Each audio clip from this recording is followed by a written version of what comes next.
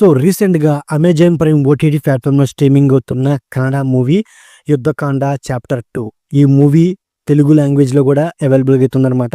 So ఈ movie review గురించి మనం మాట్లాడుకుందాం. ఫస్ట్ ఆఫ్ ఆల్ ఈ మూవీ గురించి చెప్పుకోవాల్సొస్తే మెయిన్‌గా నాకు స్టోరీ అనేది రొటీన్ అయినప్పటికీ, స్క్రీన్ ప్లే అనేది మనకు కొంత ప్రెడిక్టబుల్‌గా ఉన్నప్పటికీ, బట్ మెయిన్ ఏంటంటే తల్లి, కూతురు మధ్య ఉన్న ఎమోషన్స్‌ని చాలా బాగా ఎంగేజ్ చేశారు.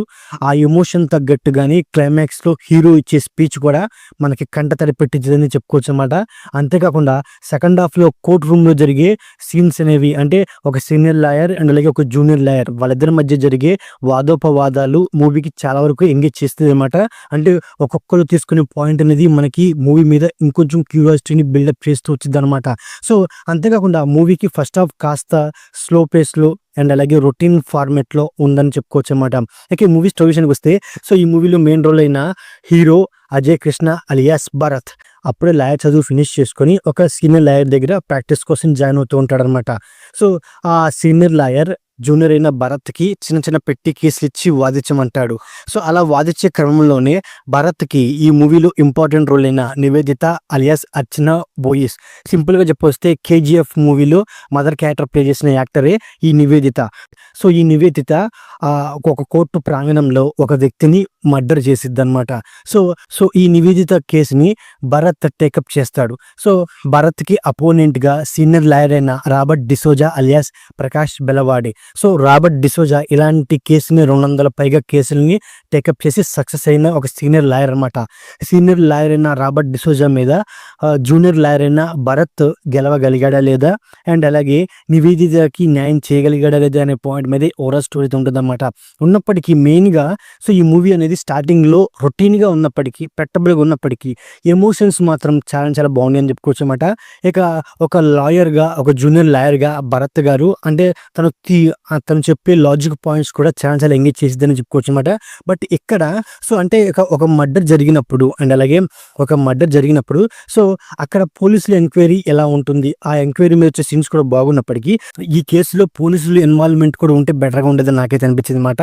ఇక దాని తర్వాత సో ఓవరాల్‌గా మూవీలో చెప్పిన మెయిన్ పాయింట్ ఏంటంటే సో ఒక కోర్టులో కేసు వచ్చినప్పుడు అది సాల్వ్ అవ్వడానికి దాదాపు ఏళ్ళకేళ్ళు పడుతుందనమాట. అలా ఏళ్ళు పట్టకుండా సింపుల్‌గా ప్రెజెంట్ వచ్చిన ఏఐ టెక్నాలజీని యూజ్ చేసి సో దాన్ని ఎంత త్వరగా అంత తొందరగా సాల్వ్ చేయాలని అనే పాయింట్‌ని వీళ్ళు చెప్పిన విధానం కూడా బాగుందని చెప్పుకోవచ్చనమాట. బట్ ఇక్కడ మెయిన్ ఏంటంటే సో అంటే ఏంటి ఫస్ట్ హాఫ్ మనకి కొంత సాగిదతగా ఉన్నప్పటికీ అండ్ అలాగే కోర్ట్ రూమ్‌లో జరిగే డ్రామా అనేది మనకు తెలుసు కాబట్టి సో అంటే ఏంటి కొందరు నిజం చెప్దామని వస్తారు. బట్ అపోనెంట్ వాళ్ళు బెదిరించడంతో వాళ్ళు అబద్ధం చెప్తారు. సో ఆ విధంగానే కొన్ని సీన్స్ ఉన్నప్పటికీ మెయిన్ ఎమోషన్ బాగుంది అండ్ అలాగే court room drama climax portion మూవీకి ఎంగేజింగ్ ఉంది కాబట్టి మూవీ అనేది వన్ టైం వాచబుల్ అనే చెప్పుకోవచ్చు అనమాట. ఇక ఈ మూవీ పర్ఫార్మెన్స్ విషయానికి వస్తే ఈ మూవీలో మెయిన్‌గా చెప్పుకోవాల్సి వచ్చింది కేజీఎఫ్‌లో మదర్ క్యారెక్టర్ ప్లే చేసిన అర్చన జోయిస్. సో తన యాక్టింగ్ అనేది తోగుడుదని చెప్పుకోవచ్చు అనమాట. సో తన యాక్టింగ్ మీద ఓవరాల్ మూవీ అనేది డిపెండింగ్ అయ్యిందని చెప్పుకోవచ్చు అనమాట. ఈ మూవీ హీరోయిన్ అజయ్ రావు. సో తన యాక్టింగ్ కూడా తోగుడుందని చెప్పుకోవచ్చు అనమాట. ఎందుకంటే ఒక జూనియర్ లాయర్ లాగా సో అండ్ అలాగే తనకిష్టమైన క్రిమినల్ కేసును వాదించడానికి తను అంత ఇంట్రెస్టింగ్‌గా ఉన్నప్పటికీ బట్ పెట్టి కేసు వచ్చినప్పటికీ దాన్ని ఎలా హ్యాండిల్ చేశాడు అండ్ అలాగే తనకు కావాల్సిన కేసుని వెతుక్కొని సో తను ఆ కేసు కోసం తను పడ్డ కష్టం అండ్ అలాగే తను ఈ తీసిన లాజిక్ పాయింట్స్ తన క్యారెక్టర్ మూవీకి మెయిన్ ఎంగేజ్ అనమాట. తన యాక్టింగ్ కూడా తోగుడుందని చెప్పుకోవచ్చు అనమాట.